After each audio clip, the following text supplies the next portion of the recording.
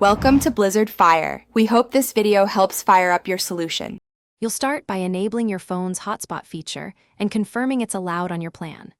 Open Settings, go to Network or Connections, then Mobile Hotspot. Once done, set a recognizable network name and a strong password so strangers can't join. You should also toggle Wi-Fi and Bluetooth on for easier pairing. Make sure airplane mode is off. This first step gets the network broadcasting and secures access before other devices try to connect. Now connect the laptop or tablet. On the client device, choose the Hotspot SSID and enter the password you created. You'll see status icons, check signal bars and data indicator to confirm internet access.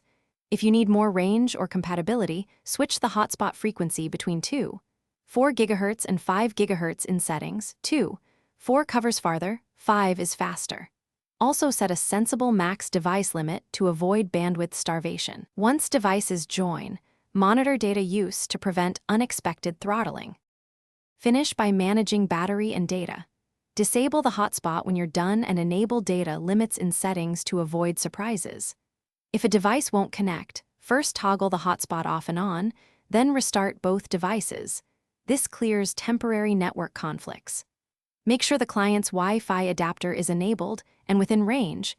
If problems persist, verify your carrier allows tethering and check for software updates. One key troubleshooting tip: restart the phone's network settings only if simple restarts fail, since that reset.